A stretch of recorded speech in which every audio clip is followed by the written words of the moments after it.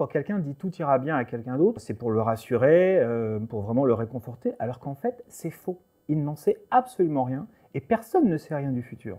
Donc tout ira bien, c'est à la fois la plus belle phrase, la phrase la plus tendre, et la pire, parce que c'est promettre quelque chose qui ne peut pas arriver. Bonjour, je m'appelle Laurent Nunez et je vais vous présenter mon prochain livre qui s'appelle Tout ira bien. Je viens d'une famille qui est d'une banalité absolue. Et en fait, lentement, je me suis aperçu que non, je me trompais. Elle croit en une multitude de choses. Vraiment, on a un monde derrière le monde. Elle est persuadée qu'il y a des plantes qui permettent d'avoir de l'argent, que si on met des chaussettes rouges, les gens auront une meilleure opinion de nous, que si on mange des lentilles le premier du mois, on sera mieux payé à la fin. Elle vit dans un autre monde et moi, j'essaye de trouver ma place avec eux. En fait, mes parents, ils sont nés au Maroc. Ils ont vécu au Maroc, qui était alors sous protectorat français et espagnol.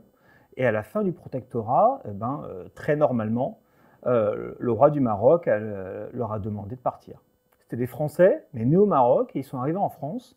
Ils ne connaissaient rien de la France, mais ils étaient Français.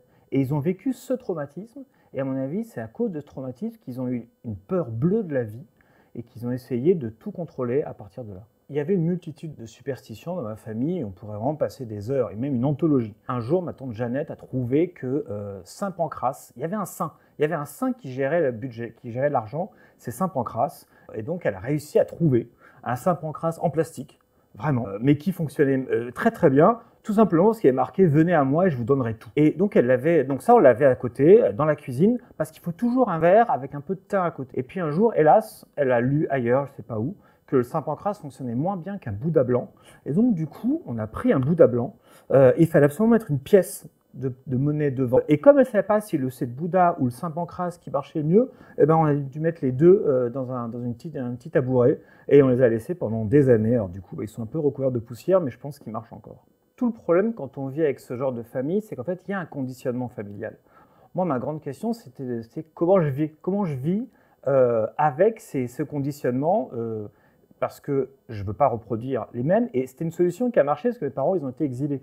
Mais moi, je ne suis pas du tout exilé, je suis dans un pays où je suis né, je suis très très bien, donc je n'ai pas à reproduire ce conditionnement. Mais je ne peux pas m'en moquer éperdument. Du coup, j'ai écrit ce livre pour sourire en même temps, et j'essaie de le faire avec beaucoup de tendresse. C'est ma seule façon de redevenir superstitieux, c'est de reproduire les choses, peut-être, mais avec un sourire qui, j'espère, me dégage un petit peu de la peur, mais vraiment viscérale qu'ils éprouvaient.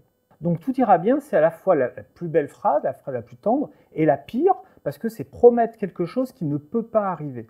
Et c'est pour ça que moi j'ai choisi en illustration, avec mon éditrice, quelqu'un qui croise les doigts dans le dos.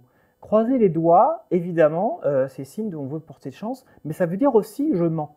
C'est-à-dire je sais que je mens, je te dis quelque chose qui est faux. À l'heure qu'il est, je ne sais toujours pas si mes parents croyaient vraiment aux superstitions ou s'ils mentaient.